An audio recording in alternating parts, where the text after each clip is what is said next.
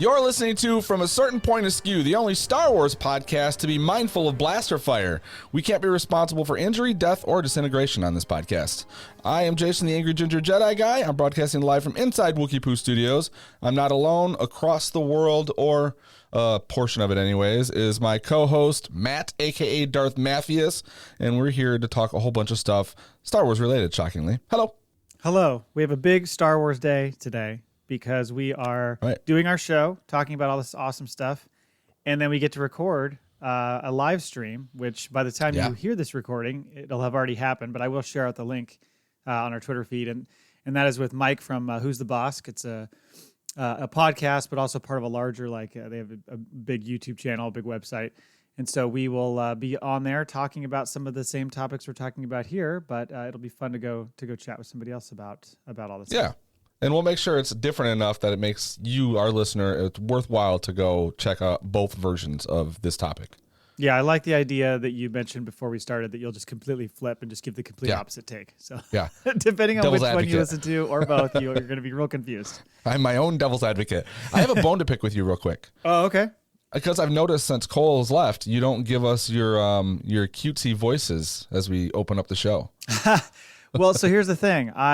It usually happens when we have an active show going. So I could have done maybe the TAY-O voice, but I don't think I can nail that very well. So I got to a point where I was like, I'm really bad at these. So that was the fun part. It's not worth it. It was Cole and I looking at each other. Okay, who's he trying to impersonate? I think my favorite was Zero the Hutt. That was my favorite one. Yeah.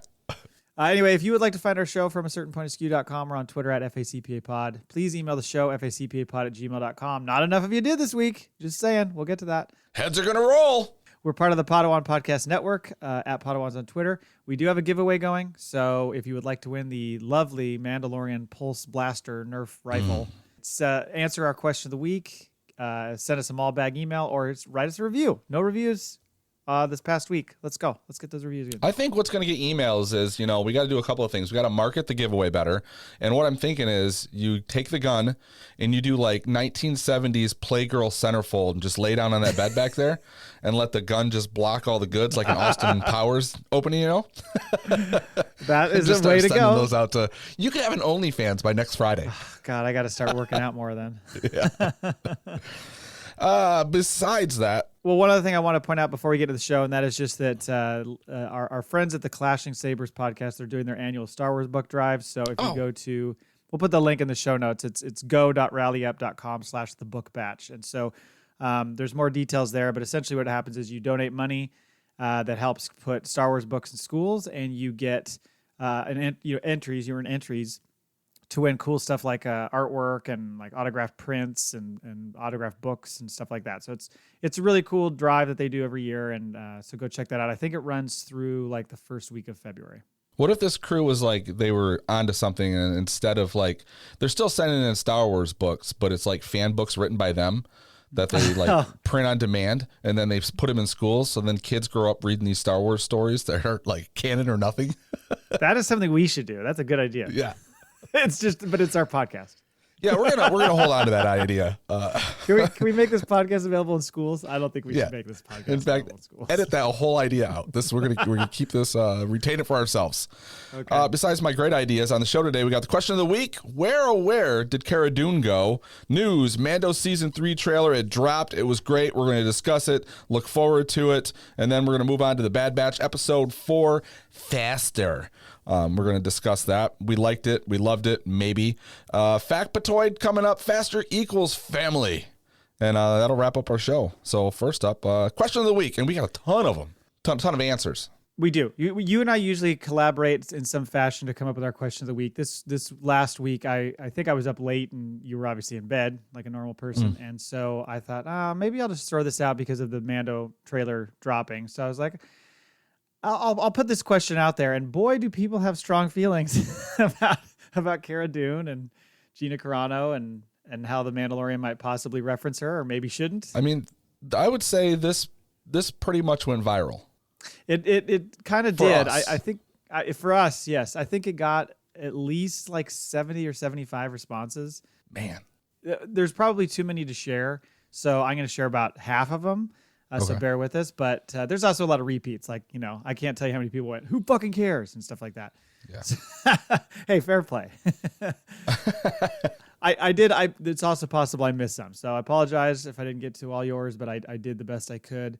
So the question was, with all the buzz from the new Mandalorian Season 3 trailer, it got us thinking, how are they going to explain Cara Dune's absence? So let's roll through them. The first one is, we got that screenshot from The Simpsons. Are you familiar with this screenshot where it says, note, Poochie died on his way back home to his home planet? Have you seen this? So it's an episode of The Simpsons, and it's an itchy and scratchy bit. And they introduce this character, and they show, it's basically showing how like the executives or whatever, the powers that be decided to remove the character, even though they didn't film it. So they show Poochie and like dubbed over words saying, I have to go back to my home. And then you literally see like part of the animation screen like kind of go off. And then it just shows a thing on the screen that says, note, he died going home to his home planet. It was just their way of like writing off the character in a really clumsy way. Okay. I can't tell you how many people sent me this. So many people. We Serve Droids sent it first. So I'm going to give them credit. But I think we got like 7 or 8 other people that sent it. It was pretty funny. So that is one way they could do it. Brian Hour. And this is funny because Brian, I don't know if he does talk to text or something or what he does, but it's always a little bit off, which I guess is in line with the way our show operates as far as our naming and all that kind of stuff. Because he said, this is exactly what he worded it. Shot in a Cantina brawl with a rabid Ewok. I think he meant to say Cantina brawl with a rabid Ewok. Yes, I think you are probably right. And it's funny because Josh Tufts in a follow-up said, most Ewoks are slow and cuddly, but you got to watch out for those rapid ones. And then Josh said, I think she headed back to Sorgan and opened up a tattoo parlor after swearing off violence and politics. Oh, man. The next one is from, I think you say Bashir, I guess. Probably won't be mentioned at all, and new characters would be in Season 3. I don't think there's a need to justify her absence. Now, this is a common theme. A lot of people are like, I've noticed you don't this. you don't have to cover it. You don't have to say anything. A lot of people kind of felt that way. And I think some people took it almost like aggressively when I put that question out there, like, we don't have to talk about this. It's like, no, I'm just throwing it out there. I'm just saying, will they address it? That's all. Don't kill the messenger. You're just asking questions, man. Twitter, man. Vader Rapina says, I'm thinking they're either going to have it be she's off on special assignment or possibly killed in action, but however they handle it, it'll be done very quickly, less than 30-second mention. And frankly, I think that's probably what it will be if I had my hunch. It's going to be like a quick simple line of dialogue by Beef or something. Yeah. When he first runs into Mando again, like when he approaches, the newly adorned, cleaned city. Yeah, probably if they do any mentioning. Although maybe, it'll be like, the reason this city is better now is because she's dead. And he, out from his robe, he pulls out her severed head. He just ties her hair in a knot over IG-11's fucking hand, leaves her in the city. And this is why we're writing books for schools. I saw a bunch of people mention that they're like, look at what Beef Cargo's wearing. He's coming straight from her funeral. Oh, nice. Yeah. Tawny Ames says she dies in the line of fire. I think that's wishful thinking. Oh. Clonecast Pod, this is Tom probably, said she died trying to expose the deep state. Like, more power to them. Like, if Favloni like throws in like a line like that, right, where it kind of mentions why she was fired, but not quite. Puts it in the Star Wars universe. A friend of the show, Annalise, I think Out to Lunch just about covers it. Yeah. Oh, thanks, Annalise. What would be great is like when he's approaching Beef, like in the background, you just see a starship leaving. And he's like, oh, you got here. You just missed her. Right. Like, it's like a running gag. It's constantly like that. Every episode, there's like. You just missed her. Yeah.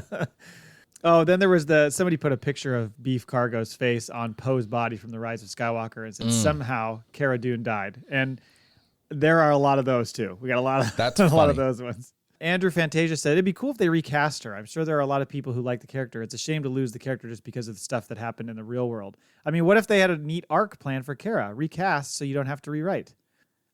Something I saw people discussing when the Mando trailer dropped is they're like saying is essentially that Carson Teva guy who is the X-Wing pilot who was flying with Filoni's character. Like, is he going to essentially take her Whatever role she would have served. And I think it would have been a smaller role because it's like they were going to cross over into that new show. But, I think they would have at least had some presence. So maybe he's going to fulfill that role. I don't know. Did we talk before about them recasting the role and it was going to be Ronda Rousey? I think we did bring that up. That's an easy transition. Right. This is the one that got the most likes. This was the most popular response we got. She got gangrene. She got gangrene after refusing BACTA because she thinks it contains nanomachines that allow the New Republic to make you vote for the least racist party. Wow. That was Nude Gunray. Great name, by the way. It is. I thought maybe she took, to avoid the gangrene, I thought maybe she took that Tauntaun drug. No? Like ivermectin or whatever. Oh, man. Next is this is Eliza. The biggest slap in the face to Gina Carano would be to let her character be worse than killed off screen, have her fall into pathetic obscurity. No one ever talks about her again. Cara Dune was never important enough to actually matter. There are a lot of people that are just fucking hammering on her. I love that it's going like both ways. Yeah, right. Omar, the negotiator, says, maybe a hot take. We don't need to mention her at all in the show, but I also don't need to see her character dead. And as funny as it is to say she died in X kind of way, just have her be a minor character in a book or comic or something with a different face. LOL. You know what you could do? You could get a fucking time machine. I know I've said I don't like this, but get a time machine, send her back to the High Republic because she's trying to make the galaxy great again anyway. So maybe it's a better time for her back when. Zing. Yeah. She's just she's a woman out of her time, her element, Put her in the right place and she'll do good. She wants to go back to the good old days.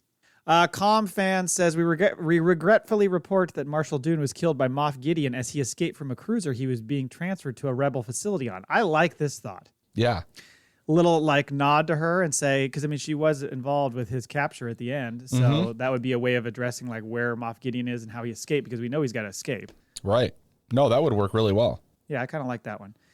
Mike Laybourne, either someone casually says she was stood on by a wampa while attempting an insurrection, or the character is reintroduced but is now a dude. He changed his name to Cara Dude to emphasize the point. Mike Laybourne. Oh my God. Oh, he's consistent. Chris Villasenor, recast it. Interesting. And no one will really care. Cara is too good a character to throw away due to the actor. So I find this interesting that Chris Villasenor is suggesting a recasting of a character when his biggest fucking beef is with Solo. Right. Yeah. I award you no entries, Chris. I support this theory. Yes. I think he's trolling us. Around the Galaxy said, I think they can completely ignore it again. They might just move on and not say a damn thing about it. It's certainly possible. Noah says she died, or that she is off the New Republic because that one officer did give her that card. I think he's referring to Teva giving her that badge, not a card, right? Yeah, it was sort of like when he was trying to recruit her, right? Yeah, right. Obi-John Kenobi says she lost a bar fight with Chrysanthemum. Ooh. Oh. That would be a battle. I could see her going down in that one, though. Chrysanthemum's a bad mofo. Do you think she'd go down on Chrysanthemum? If he manscapes. That's what. There's a lot of fur down there. Maybe she's like Pelimoto, she loves the all natural. Right. Good call. Yeah. I forgot about Pelimoto and liking the hairy. A lot of hair. A lot of hair. Hippie Jedi says, stop bringing her into the show and have Cobb Vanth replace her. Cara Dune wasn't the worst character, but let's not act like she's too complex to swap out. As an incredibly attractive gunslinger once said, think it through. Hippie Jedi, clearly a huge Cobb Vanth stan. I think this is the only way you could replace the character if you did do it. Excuse me. If you did do it with a man, right? Because otherwise, people are going to throw a fit if you got too much sausage running around the old Star Wars lagoon here. So you got to, I think, keep Cara Dune. I like the idea, honestly, of replacing the character. If there were plans, recasting, you mean? There are people who are like, oh, she was, nothing, or she added something to the show. She was a kind of a liked character, beloved character at first, I would think, until shit hit the fan with her, and then the world turned. But right, she was not a polished actress, but no. I thought the character was good. I thought the character added something to the show for sure, even season 2. Yeah. Was Quill mentioned at all in season 2? No. That's how you do it. Cara just left and is doing something else that doesn't need mentioning at all, says Scott's Alive. Interesting that his name is Scott's Alive. Yeah, he was killed in season 2. He was literally dead. So that's why he was, or season 1, I mean. Ending there. Yeah, he died in season 1, so he wasn't mentioned in season 2. So Steve Winchester says they'd plan to not have her in it anyway with the Rangers show. Now that's not happening. Just forget about her. Simple. Well, I think they would have still done some crossover, even if she was going to be on that other show. I think they would. I think so. You know what I mean? Yeah. Chris Meyer, she found a new career acting in anti-Skywalker propaganda films. That's good. That's good. I can't wait for the Ben Solo Coke and hooker scene. That would be great. CJ from the Star Wars Skinny podcast says, recast her with Kathleen Kennedy herself. Oh, shit. Ooh. The Star Wars universe would love that. They would be so on board. They'd support it. If Kathleen Kennedy decided it wasn't going well, would she fire herself? I don't know. She's pretty ruthless against things.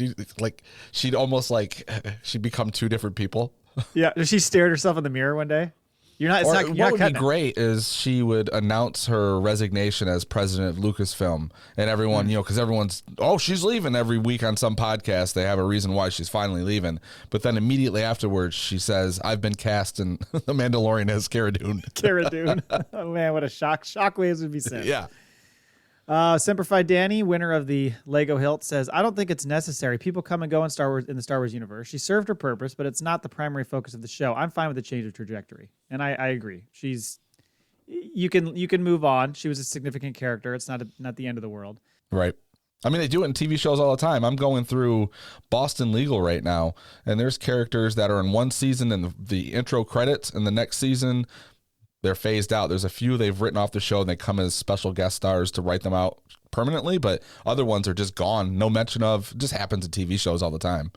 Yeah, totally. It's really, I mean, that's why I threw the question out there, because they could go so many different ways with it. They could make some little subtle reference, or they could just completely move on and not say a damn thing about her. Stephen Cannon says she was helping Boba Fett and Fennec Shand when the Rancor got loose and ate her. Oh. I could see that happening. I mean, he was out of control at the end of that season, Book of Boba. He could easily have eaten her. There's a deleted scene where they they go back and they show it from a different point of view, Yeah. And it's Cara getting fucking eaten by this Rancor. Or just like an endless run of abuse. Somebody mentioned earlier she gets in a bar fight with Black Chrysanthemum. So after getting her ass kicked, she just stumbles out into the street. Boom, Rancor eats her. Can't catch a break. Victor from Read Star Wars says, in all honesty, I don't even think it needs to be acknowledged she's not a main character and had such a small role in season 2. It won't be weird if we don't see her again. But I think people are forgetting, and I need to go back and watch because we're going to do a preview of Mandalorian.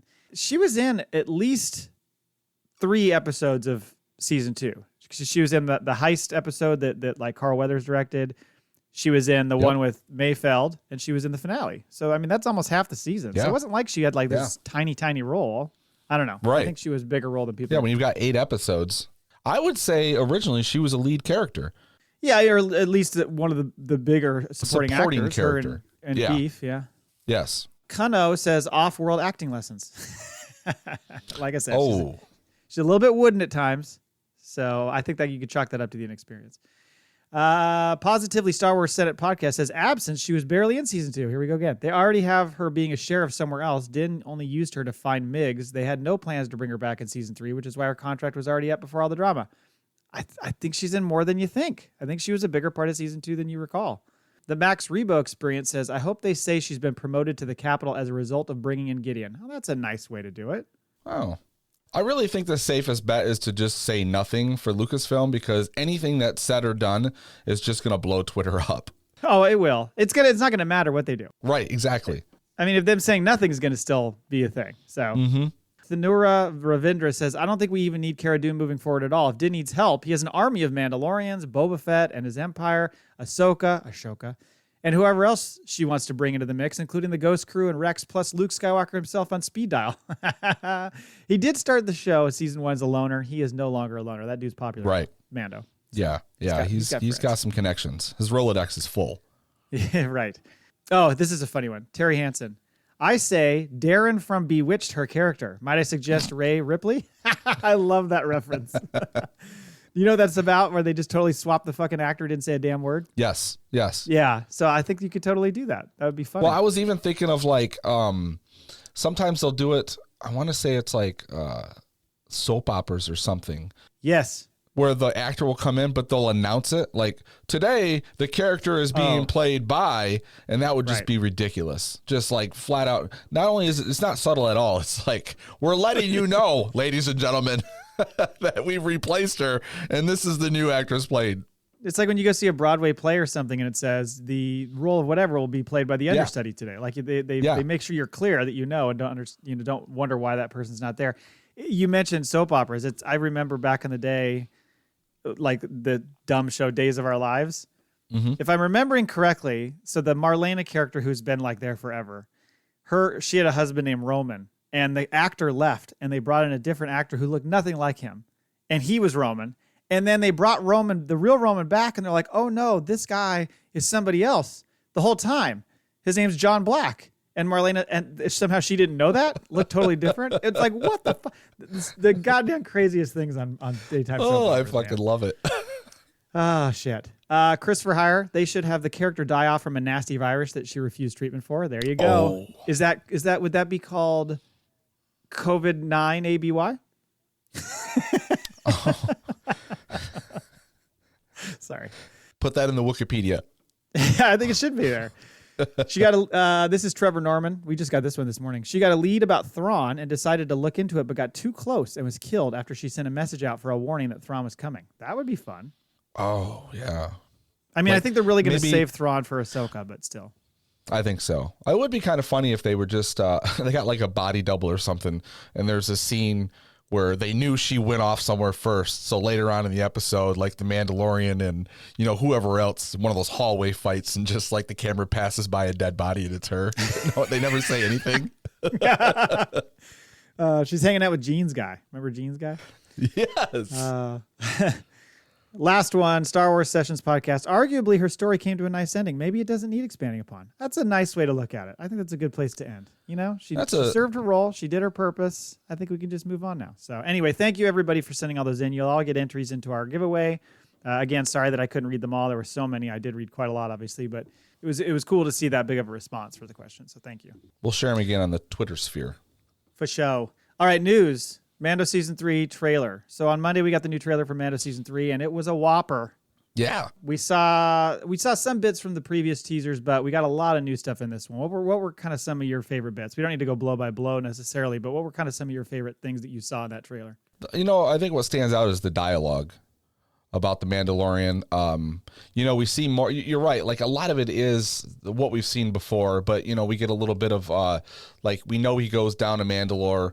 He pulls up the helmet with all the fucking ash and stuff coming off of it. Seeing the Order 66 thing play out again, just that shot, knowing that we're gonna go back and have some more telling of that. I'm looking forward to that. I don't know. This show is. I'm trying to think what was like the newest thing we saw. I mean, Pelimoto fucking saying, "May the Force be with you." Like there were just little snippets, but we saw a cantina full of fucking droids. That's true. That is very true. Which seems to be huge awesome on the internet. Like everyone's like, "Oh." I wasn't like I didn't stop. Oh my god! So I just thought it was hilarious. Like I laughed out loud when I saw it the first time I watched through because of course everybody's gonna make the joke. So our humans or aliens not allowed. It's only droids, and there were fucking battle droids in there. Yes, like 3 of them in the background. Yeah, it's so funny. I'm hoping that like they tell him they won't serve him there, as I think one of them's pouring a cup of oil or something for a droid. I think they should. I think they absolutely have to do that. I thought that was funny. Yeah, some of the other stuff. I mean, like you said, we saw previously the stuff of like that's the Mandalorian capital Sundari just blasted to shit, and just showed him going a little further into it, and him specifically saying, "I'm going to Mandalore." I mean, he's real big on this whole like I got to make amends here. To which I'm like, I thought he might go the other way and be like, you know what, you're really gonna fucking dog me just for taking my helmet off a couple times when I absolutely had to. Fuck you then, But no. Did you see he wants it back?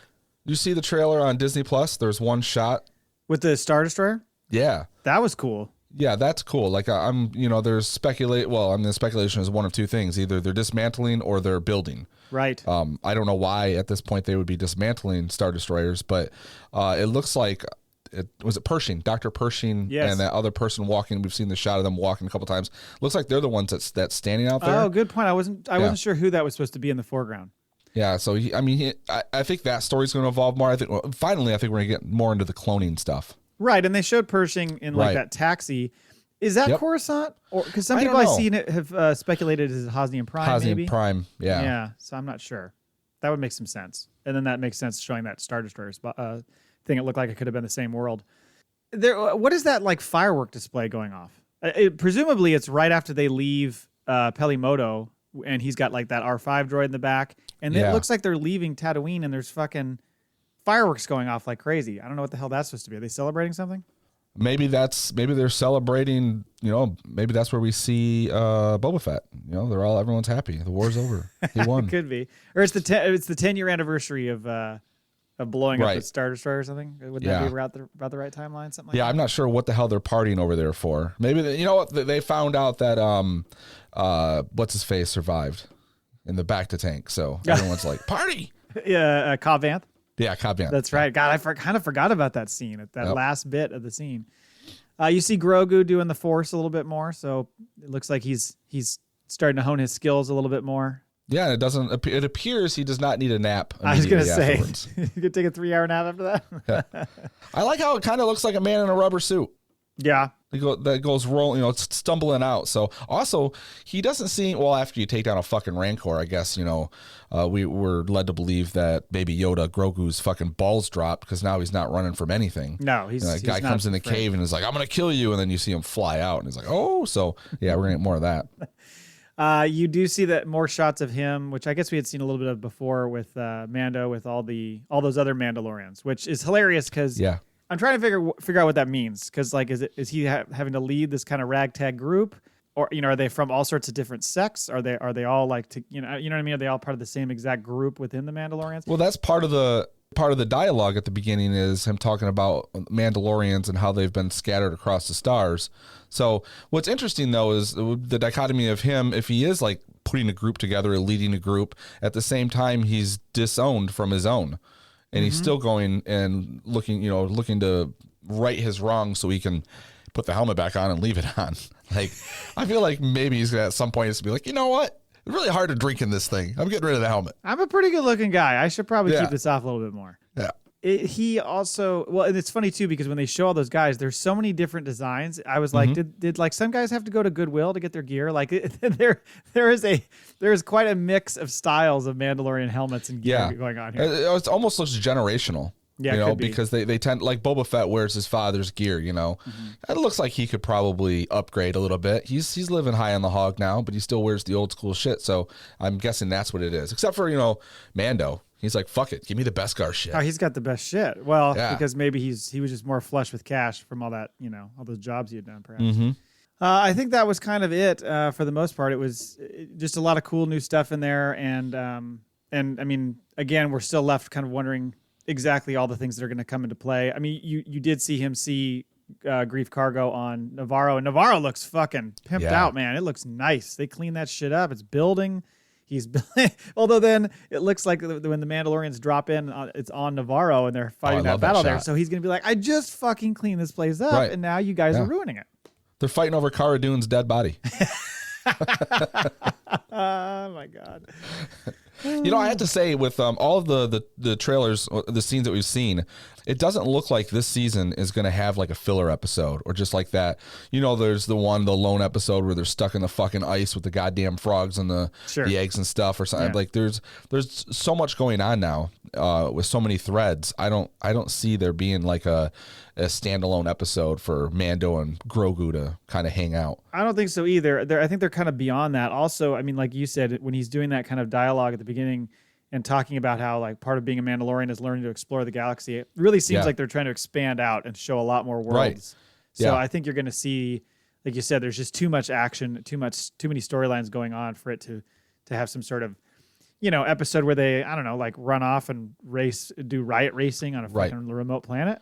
Yeah, I don't see him going faster.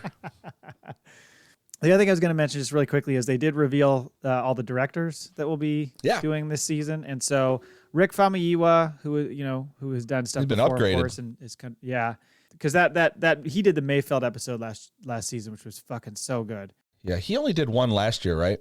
Was it just the one? Did he do one or two? I don't remember. I know he did two the first season. I think he did one last year. Okay. But he seems to be like way more part of the larger team that's kind of running the show now. Like he's got a big role. Bryce Dallas Howard is back to direct. We love her. And then Carl Weathers is back as well. No Favreau or Filoni, it sounds like, directing any episodes. Right. That's well, I would think that Filoni's busy getting Ahsoka ready, so I could see why he didn't. Probably. Although I would have thought that Favreau would have at least directed one, because he didn't do one in the first season, he did one in the second season, right? Oh, I thought he did more than that. And maybe I'm wrong. Maybe he did two. I thought he did the early ones when they first started out, and then the finale. No, the finale was done by Chow, wasn't it? Yes, Deborah Chow. It's yeah. I have to go back and look at the list, but I thought he did more than that. But they did also add some new folks. Rachel Morrison, who has done a lot of cinematography, and she's directed some episodes of the morning show as well, I guess. Yes. Lee Isaac Chung, who did that Minari movie. It's just gotten a lot of praise. Well, and he's also, that's the director that signed on for the sequel to Twister, right? Twisters? I think you're right. Is it literally called Twisters? Right now, that's what it's called, yeah. Yeah. I don't care. That's one of my favorite movies. Is it? Okay. I'm looking forward to it. This is just fun, right? Are they going to explain Bill Paxton's death in Twisters? Oh, poor one. Finally, one got him. Yeah. Peter Ramsey is the other one who he was involved in Into the Spider-Verse. Yeah, he was one of the 3 directors of Spider-Verse. Yep. Yeah, right. So some new blood coming in to direct some of those episodes. And I think he was announced already. Isn't he directing an episode or 2 of Ahsoka? Oh, is he? Okay, I didn't know that. Yeah, because I think it was a surprise that he had done this, because I think it was announced that he is working on Ahsoka. Okay. Well, that was all I had to say about the trailer, unless you had anything else. No, I'm good. I'm excited. I'll tell you that.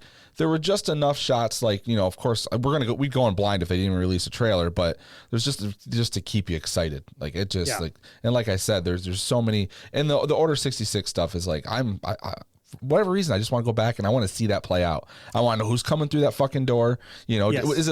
Because if it's a lightsaber, they edit it out what's coming through, right? Because all you see is the burn mark and something, but who else is it a droid? Have we seen droids burn through blaster doors? It could be clone troopers. Yeah. I don't know, but it makes you think, is this like a flashback scene or like a dream sequence for Grogu thinking back to Order 66 again? Why are they bringing it up? That would be the only thing I could think of. My guess is we're going to see just enough be like, oh, no shit. And then we won't see nothing until season 4 where we finally get the answers or something, They're going to dick tease this thing for 7 years. They love to give us little pieces of Order 66, and I'm always here for it. I like seeing that because it was such a dramatic moment. I mean, that's what makes Revenge of the Sith so good, in my opinion. Okay, Bad Batch, episode 4, Faster. Overall thoughts. I'm not going to lie. When the episode started and I realized we were doing a mission of the week, I was a little disappointed. I was like, that's how I felt. And especially off the heels of what we got in episode 3 with all that Empire stuff and kind of Cody and Crosshair stuff. Mm-hmm. I felt like it was, we didn't know what they were going to do. We thought maybe they might go that route as far as doing kind of more of a mission episode. But yeah, a lot of people, of course, calling it a filler. But I did enjoy it for several reasons. And so, first of all, it's the fucking tech show. And I'm all here for tech. And this, remember last week when we joked about how Crosshair went to Filoni and said, listen, I need more time. I need more lines. Tech must have done this because it has been his season so far. Like, he has been the main prominent Bad Batch figure of the first 4 episodes for me. Yeah. You know? They introduced another droid I liked. Some people I think may hate TAY-O, but I thought he was fucking hilarious. The droid? Yeah. There were people hating him? I'm sure people will get annoyed by him. Sure. People get annoyed by everything, but I thought he was fucking great. I thought he was hilarious. I did too. Like, he was a droid with personality. At first, I thought it was, I can't think of his name, in the Book of Boba Fett, the guy that, the fucking weasel that ends up working with them. But the Twilight. I thought that was him doing a voice at first, but my son actually, 10 years old, right away, hey, that's the guy who does the Sonic voice. Yeah, it's Ben Schwartz. It is. It's Ben Schwartz. Yeah. Who also did BB-8 as well. Yes.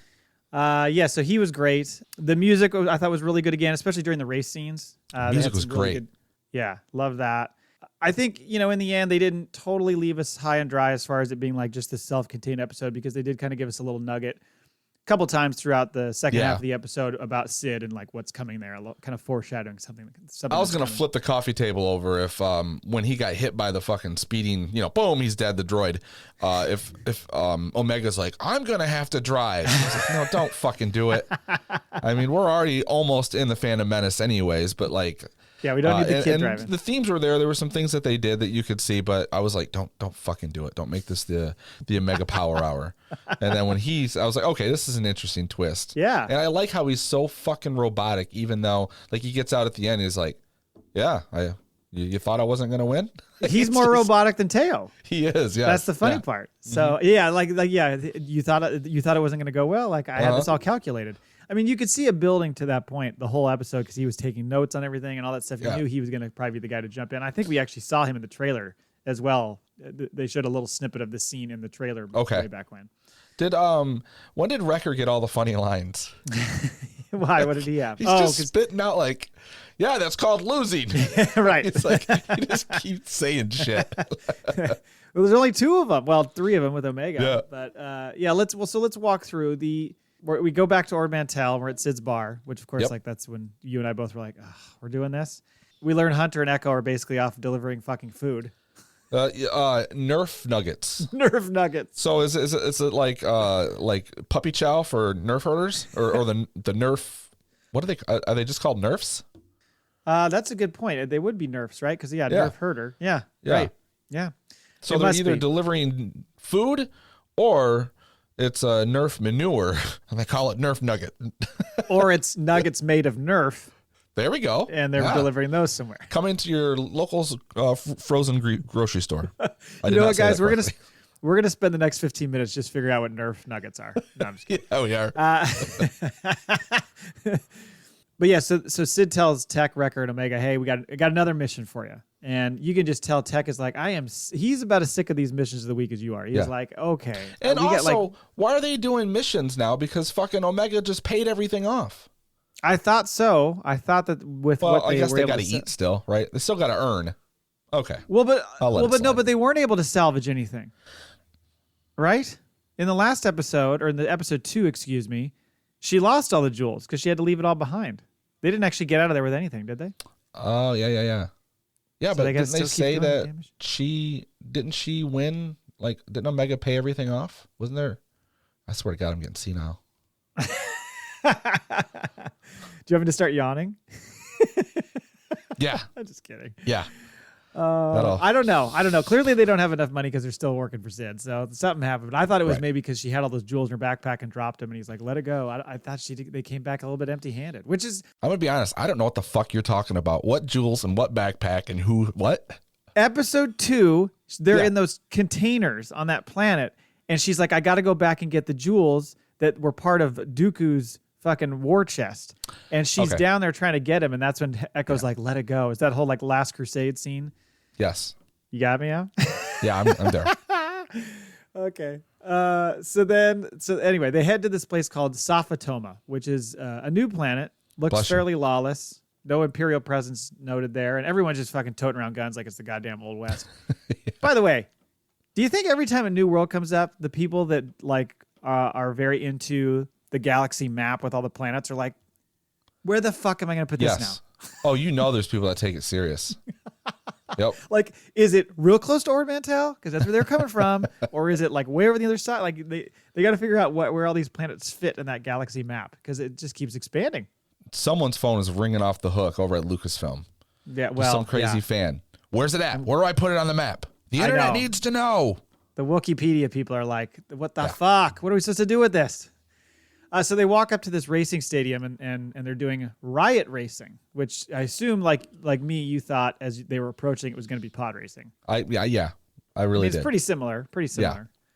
It seems more like an anything goes situation, maybe a little bit more than the pod racing that we saw in Tatooine, but it's pretty wide open. It's very, very familiar. Yeah, it's kind of gladiator. It's not dangerous enough running around at top speeds, potentially crashing into each other, or you got objects coming out of the tunnel, like fucking dead end right here, you're dead. Now they get to shoot each other too. I know. Yeah, because they kind of made it seem, if I remember correctly, in like Phantom Menace, it was kind of like that was people were being dirty by doing that stuff. This is like it's just part of the deal. So, yeah. Then Sid points out that she's backing TAY-O, who's our new favorite droid.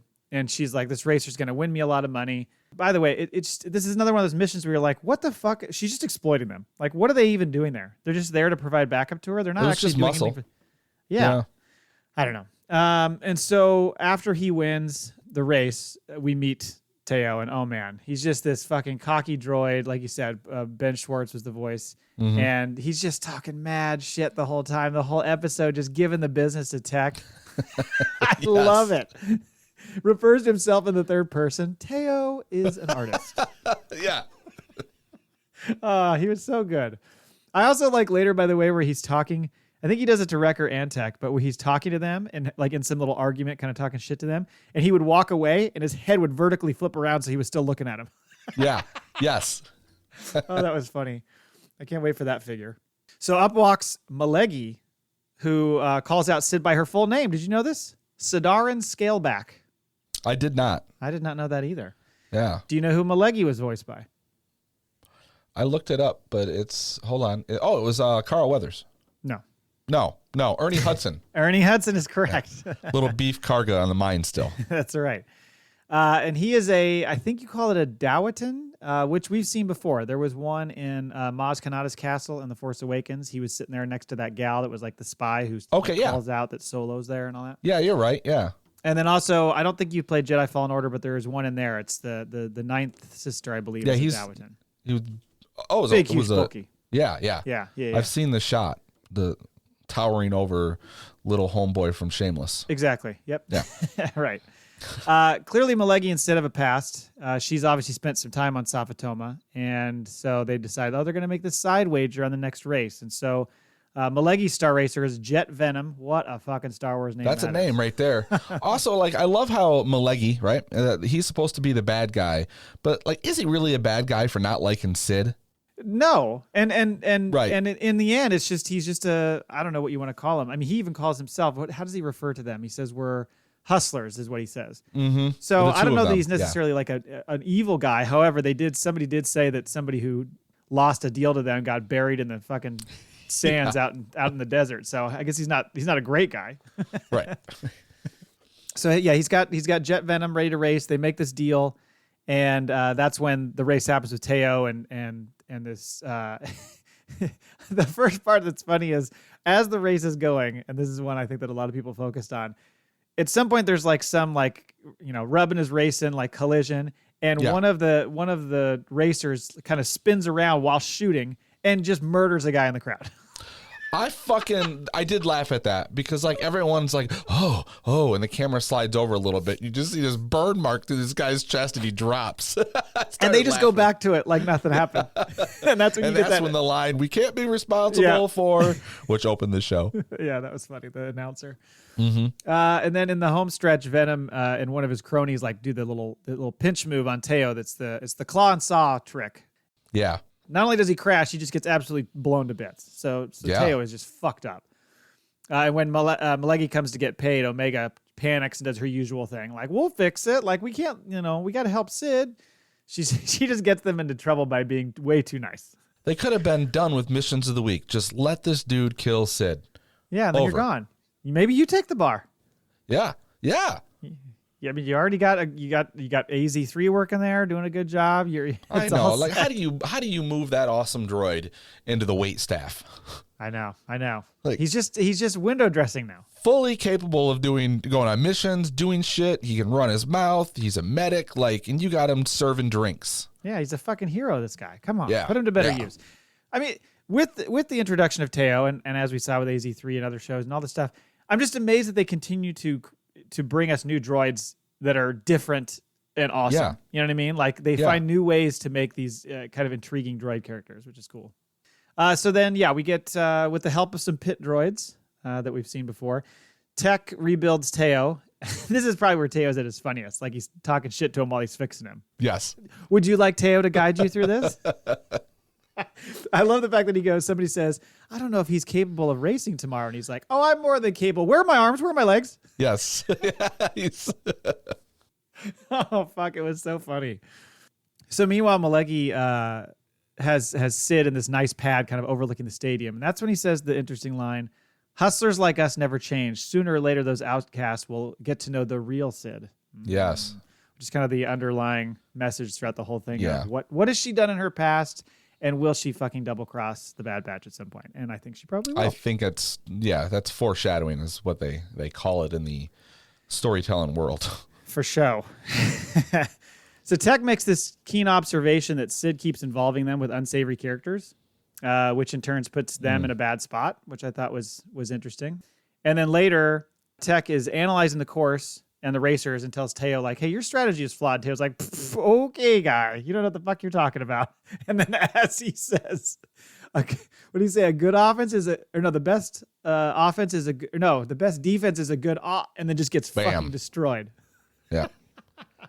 Which I feel was on purpose. Oh, yeah. Yeah. And then he goes, I love it. They hold up his head and he goes, I regret nothing. Yeah. He just had a million lines between him and Wrecker, like you said. So Tech volunteers to race. And I love the announcer. We're just calling him Tech? Is that what we're calling him? Who's this guy? Yeah. He's like, oh, yeah, because he's got something to say about everybody. And he's like, who's this fucking guy? Nothing to go with it? The announcer in The Phantom Menace kind of annoyed me. Oh, yeah, okay. The two-headed guy. The two-headed. It just kind of played it up a little too much. This guy I thought was nailed it, the announcer. How about some of the racers in this second race, by the way? We got like protocol droids. We got like some sort of I like how they threw the protocol droid with the head of battle droid. Yeah, battle droid head. Yeah, because that wasn't in episode 2? Yeah, Attack of the Clones. Where C-3PO and the battle they got their head swapped. Yeah. Yes. So I was like, hey, he's alive still. It's a little nod back. But yeah.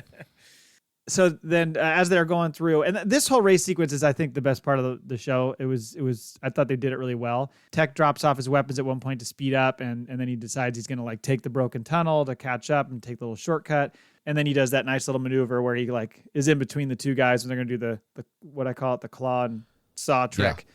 And right at the last second, he goes away and kind of fucks them up and wins the race.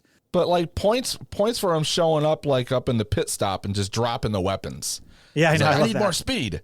He's coming in. Why? Drop. Gone.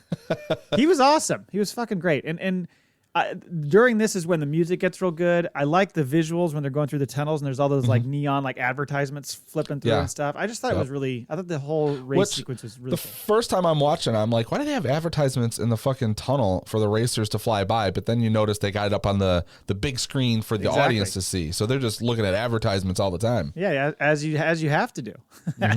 So he ends up winning. Tech wins, and then we get this funny moment where the entire crowd is chanting his name, and he's like, huh? And he just gives a subtle wave like, hey, thanks. What a fucking boss.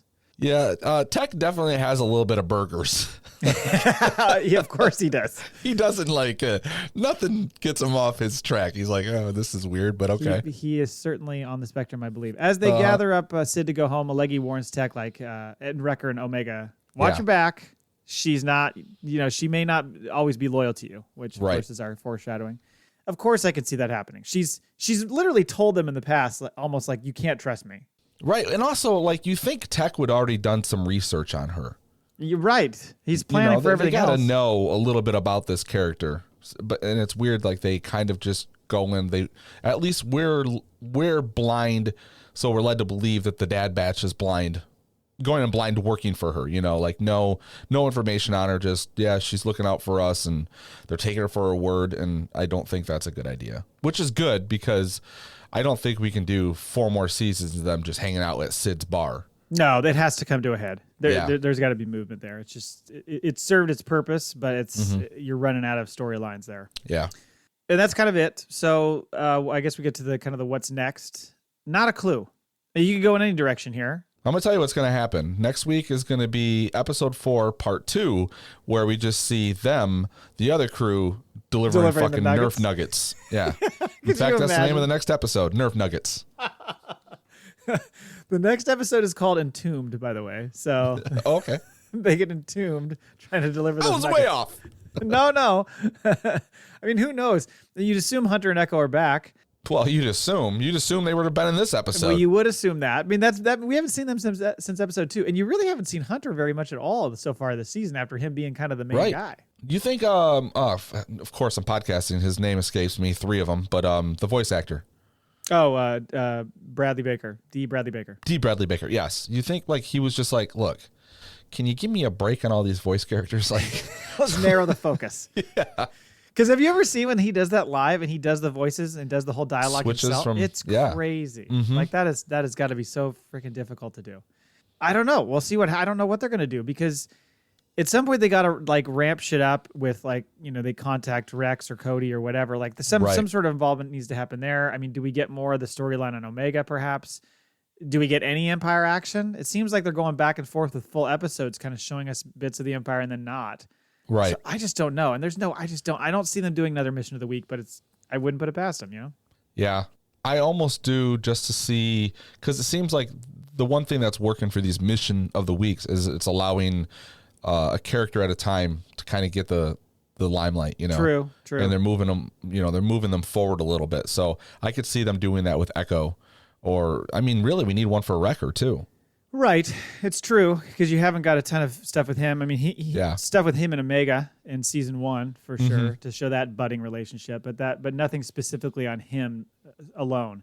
So you're right. And I mean, that's the thing. People call them filler episodes. There is character building that's happening. It's just kind of slow going. Yeah.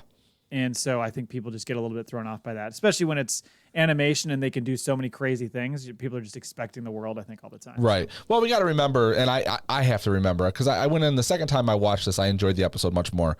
But the first time I was just like, and my son was loving it. Yeah. I'm like, well, this is made for him, you know? So, and where I want the bigger episodes that moves the story along, to know what the hell's going on with, you know, so the cloning and Omega and some of that, but I don't need Sid and Mission of the Week every week. But well, yeah, and highs and lows. You get like fun action sequences and some comic relief with TAY-O, and then you've got all that serious shit we saw in episode 3. I mean, that was a pretty heavy episode.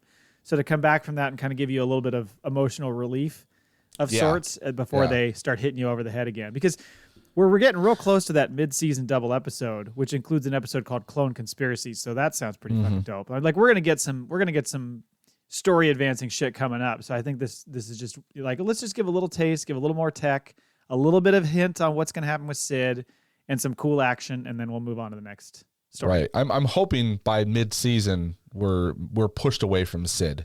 And that's what really pushes the story forward with these guys, you know, and whether it's Mission of the Week, but there's purpose behind what they're doing now, you know, which right now is just to survive. And we've seen enough of that. I think so. I think we can move on from that. Okay. That was kind of it for Bad Batch. So we'll, next week we'll cover Entombed. Seemingly maybe the batch gets, you know, stuck somewhere. Maybe it ends on a cliffhanger or something like that. We'll have to see where they go, but yeah, looking forward to that. So next is the mall bag. Just kidding. You don't get one. We only had one mall bag entry. Thanks, Mike Laybourne. But we're going to save it. It's Jay's new rule. If you only have one, we save. So we're saving that for next week. So we're going to need more mall bags before we can release that Mike Laybourne email. And 2 doesn't count if next week's new one is Mike Laybourne. Well, we'll see what happens.